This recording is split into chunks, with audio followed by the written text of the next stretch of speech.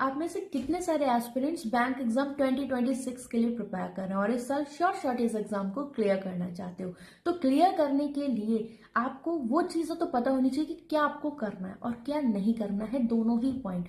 तो 5 स्टेप्स मैं आपको ऐसे यहाँ पर बताऊंगी जो आपको इस साल डेफिनेटली बैंकर बनाकर रहेंगे अगर आपने इन पॉइंट्स पे ध्यान ले लिया तो। ठीक है, तो अभी आपके पास, आपको पता है जनवरी मिड में या लास्ट तक आपका आईबीपीएस कैलेंडर आ जाएगा।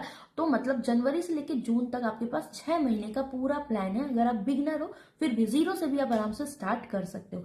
तो अगस्त से आपके एग्जाम स्टार्ट होंगे, तो प्री और मेंस मतलब प्री प्लस मेंस की तैयारी के लिए 6 महीने मोर देन एनफ है किसी भी बैंक एग्जाम के लिए। आपके पास प्लस पॉइंट ये है कि अगर आप बैंकिंग सेक्टर की तैयारी करते हो ना, तो आपके पास मल्टीपल एग्जाम्स रहते हैं, मतलब आप इंगेज रहते हो अपनी प्रिपरेशन में और मौके बहुत सारे हैं और कई सारी वैकेंसी। अगर आप सारे बैंक इंश्योरेंस के एग्जाम की वैकेंसीज मिला दोगे, थाउजेंड्स ऑफ वैकेंसीज है जिनमें आपको एक सीट अपनी फिक्स करनी है। ठीक, तो अभी इस सपने को अगर पूरा करना है तो आपका क्या प्लान होना चाहिए? सबसे पहले स्टेप 1, नो योर एग्जाम। जो भी एग्जाम आप दे रहे हो आपको पता होना चाहिए कि उसका प्रीलिम्स मेंस का पेपर कैसा है। अगर आप क्लर्क दे रहे हो तो 2 स्टेजेस हैं, प्री और मेंस। उनमें क्या क्या सेक्शंस आते हैं, क्या क्या सेक्शनल टाइमिंग है। दूसरा, अगर आप पीओ देते हो तो प्री, मेंस और इंटरव्यू आपका रहेगा। इनमें क्या क्या सेक्शन आने हैं, क्या टाइमिंग है, क्या लेवल है। ठीक, तो अगर आपका टारगेट पीओ का एग्जाम है तो आप पीओ का प्रीवियस ईयर पेपर देखो, क्लर्क है तो उसका देखो, ताकि आपको पता लगे कि अभी रियल एग्जाम ट्रेंड क्या चल रहा है और क्या लेवल है एग्जाम का। ठीक,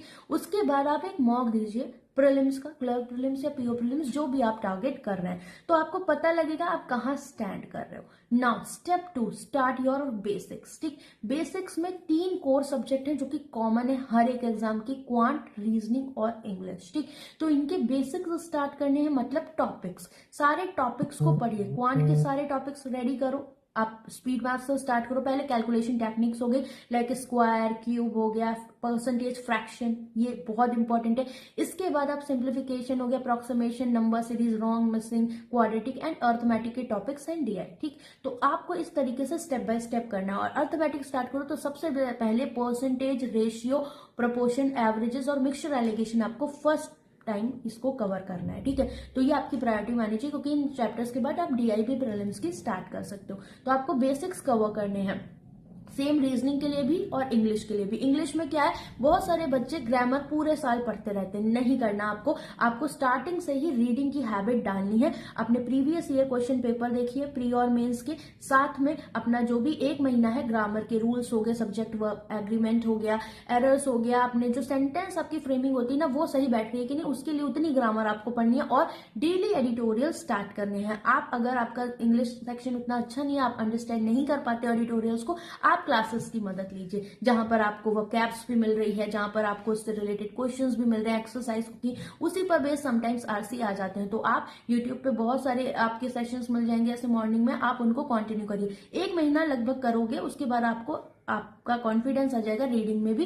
फिर आप सेक्शनल मॉक्स इंग्लिश के लगा सकते हो, प्रीलिम्स और मेंस के। ठीक, तो ये तरीके हैं। ऐसे ही रीजनिंग में भी आप अपने स्टेप बाय स्टेप सारे टॉपिक्स को पहले क्लियर करिए, देन प्रैक्टिस स्टार्ट करिए। तो आपको ये 2 महीने का समय लगेगा। ठीक, आप अगर पेड के थ्रू जा रहे हो, अगर आपकी कंसिस्टेंसी अच्छी नहीं है, आपको अलाइंड वे में आपकी प्रॉपर प्लानिंग नहीं है, then you can go with the paid courses. आप पहले 1 हफ्ता लगाइए यूट्यूब पे, जो टीचर आपको समझ में आ रहा है, क्योंकि ऑनलाइन स्टडी बेटर है, आपका टाइम सेव होगा। आप 1 हफ्ता लगाइए, आप उसमें अपने जो भी आपके सब्जेक्ट के फेवरेट टीचर्स आपको लग रहे हैं, जिनसे आपको समझ में आ रहा है, भीड़ की तरफ नहीं जाना है कि नहीं ये मेरा फ्रेंड फॉलो कर रहा है मैं भी कर लूं, नहीं। आपको जिससे समझ में आ रहा है, जो प्री टू मेंस आपकी चीजों को क्लियर कर पा रहा है, आप उसको सिलेक्ट करें, उसको आप यूट्यूब पे फॉलो करें या पेड में, वो आपकी मर्जी है। ठीक है, बट आपको एक प्रॉपर प्लानिंग और एक प्रॉपर डिटर्मिनेशन के साथ जाना पड़ेगा। ठीक, चाहे वो आप पेड के थ्रू जाओ या यूट्यूब के थ्रू जाओ, क्योंकि बहुत ज्यादा डिस्ट्रैक्शन है उसमें। आपको नहीं फंसना कि आप पूरा 6 महीने बिता दो बट आपके सारे टॉपिक्स ही ना रेडी हो। ठीक, बट टॉपिक्स बहुत इंपॉर्टेंट है। तो सबसे पहली गलती जो आपको नहीं करना है ये है स्टेप 2 की बेसिक्स क्लियर करने,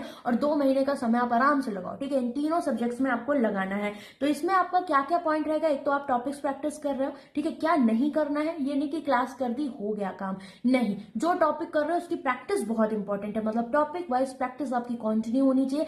हर एक चैप्टर के लगभग 100 क्वेश्चंस आप टारगेट करिए, ताकि आप टाइमर के साथ दिमाग चला पाएं अपने एग्जाम में, क्योंकि जब तक आप यूज टू नहीं होगे उन क्वेश्चंस के, उस लैंग्वेज के, तब तक टाइमर के साथ आपका वेस्ट है वो बेसिक्स भी पढ़ना। तो बेसिक्स के साथ आपके जो क्वेश्चंस एग्जाम में आ रहे हैं उस टॉपिक को पर्टिकुलर टॉपिक वाइज प्रैक्टिस भी साथ साथ करते जाए, ताकि वो चीजें दिमाग में बैठ जाए। प्रॉपर कॉपी बनाओ भाई, ताकि आपको पता रहे कि हाँ नंबर सीरीज के ये लॉजिक्स हैं, CISI के ये लॉजिक्स हैं, क्वाड्रेटिक को हमें कैसे टाइमली करना है, रीजनिंग में डायरेक्शंस के क्या है, सारी चीजें आपको पता नहीं चाहिए, ओनली फ्यू का कॉन्सेप्ट। तो ये सब आपको करना है 2 महीने।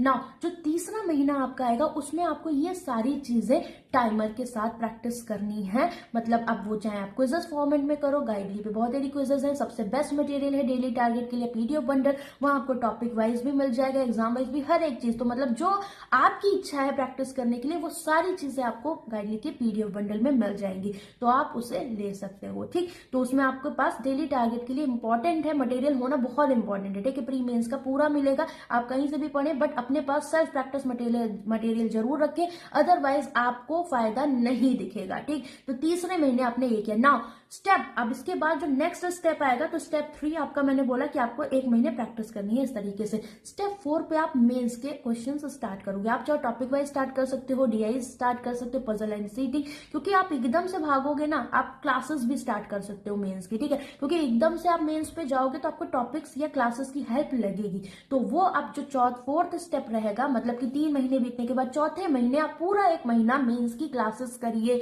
मेंस के कोर्स को समझिए, मेंस के क्वेश्चंस जो हैं उनको प्रैक्टिस करिए। ठीक है, और साथ में प्रीलिम्स के मॉक आपके चलते रहे, हफ्ते में 2 या 3 मॉक या सेक्शनल टेस्ट आप या क्विजेस प्रीलिम्स की लगाते रहे। तो मतलब 1 घंटा या 2 घंटे आप उसके लिए सेट रखें, सारे एग्जाम सारे जो भी आपके टॉपिक्स हैं उनको मिला के, जितने भी सेगमेंट है, क्वांट, रीजनिंग, इंग्लिश के। ठीक, now you can start your banking awareness preparation, जो भी स्टैटिक पोर्शन है, जैसे मेंस की आप क्लासेस करें उसकी भी एक क्लास स्टार्ट कर दें, और अपना GA वीकली पढ़ना स्टार्ट कर दें। ठीक है, तो उस हिसाब से आप कोई भी एक दिन डिसाइड कर सकते हो, आपको डेली हैबिट है आप डेली भी कर सकते हो। ठीक है, इट्स अप टू यू कि आपको GA कैसे करना है, बट ये तरीका आपका होना चाहिए। तो 4 महीने बीतने के बाद जो 5वां और 6ठा महीना आपका रहेगा, मतलब 3 महीने के बाद कितना हो गया, 5वां 6ठा, 2 महीने जो बच रहे हैं, इसमें आप प्रीलिम्स के मॉक दीजिए और मेंस की फुल लेंथ 1-2 मॉक्स लगाना स्टार्ट करो, सेक्शनल टेस्ट देना स्टार्ट करो। दैट मीन्स व्हाट, जब आप इस तरीके से जाओगे, मतलब आप प्रॉपर एक तो उस अपने जो भी है आपकी प्रैक्टिस में रहोगे, दूसरा प्री टू मेंस के आपको सफिशिएंट टाइम मिलेगा। जून तक आपकी मेंस की प्रिपरेशन चलेगी, प्रीलिम्स के मॉक चलेंगे। नाउ जुलाई में, अगस्त में आपके एग्जाम होंगे, जुलाई से आप सिर्फ और सिर्फ प्रीलिम्स के मॉक देना स्टार्ट करेंगे, अपना GA रिवाइज करेंगे, और क्वांट के सेक्शनल टेस्ट हो गए या क्लासेस हो गई, जो भी आपको उस टाइम पे लग रही है चीजें कन्वीनियंट, आप उनको करते हुए जाएंगे, बट मॉक्स जरूर देंगे प्री और मेंस के, ताकि आपको एग्जैक्ट एग्जाम ओरिएंटेड चीजें मिले। सारे प्रीवियस जो भी प्रैक्टिस हो रही है उसमें PYQ भी आप कंप्लीट करते हुए जाएंगे। सपोज आज आपको प्रैक्टिस करनी है, PYQ ले लिया, कल आपने क्विजेस कर ली, तो उससे आपके PYQ भी कवर हो रहे हैं, सारी चीजें कवर हो रही है। तो मतलब हमें हर एक चीज को ध्यान में रखकर तैयारी करनी है।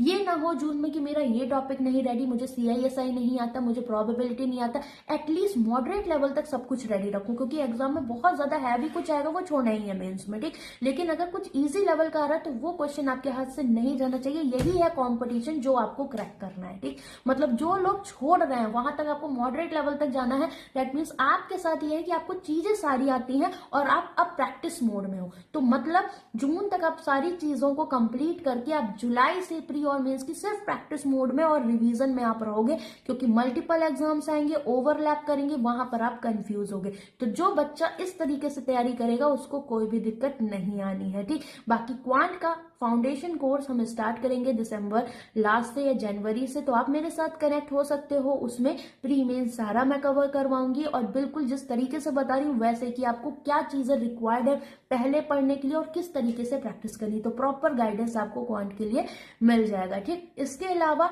गाइडली का PDF बंडल मैंने अगेन आपको बोला है कि बहुत इंपॉर्टेंट है। गाइडली के मॉक्स हो गए, अगर आप चाहते हो 1 गो में सिलेक्शन लेना, किसी भी शिफ्ट में एग्जाम आए, आप सरप्राइज नहीं रहना चाहते हो, तो आप गाइडली के साथ कनेक्ट रहिए, बिकॉज आपको हर एक लेवल के क्वेश्चंस मिलेंगे। And PDF bundle guys self practice के लिए अगेन आई एम सेइंग बहुत इंपॉर्टेंट है। अगर आप 1 गो में एग्जाम क्लियर करना चाहते हो, आप उसके फीडबैक्स भी ले सकते हो। बहुत सारे बच्चों ने सिलेक्शन लिया हुआ है, बट अपनी जो तैयारी है इसी तरीके से आपको स्टेप वाइज रखनी है। ठीक, तो आप जब इस तरीके से जाओगे, आपने अगर शुरू में 2 से 3 महीने इन 3 सेक्शंस को दे दिए, तो ये हर एक एग्जाम का कॉमन पार्ट रहेंगे और आपको बहुत ही ज्यादा हेल्प करेंगे आपके एग्जाम में। ठीक है, तो ये 4 से 5 स्टेप है जो आप अपनी प्रिपरेशन में जरूर रखिए। और जो नहीं करना है वो क्या है, डिस्ट्रैक्ट नहीं होना, खुद को पहले डिसाइड करना है आपको किससे पढ़ना है, फ्री पढ़ना है, पेड पढ़ना है, अपनी प्रॉपर स्ट्रेटेजी बनानी है। जिस तरीके से मैंने आपको बताया आप वैसे करिए। अगर आपको डिटेल में सब्जेक्ट वाइज स्ट्रेटेजी चाहिए, सिलेबस चाहिए, तो मुझे कमेंट करके जरूर बताइएगा, मैं इस पे एक डिटेल वीडियो आपकी बना दूंगी। ठीक है, बाकी ऑल द वेरी बेस्ट।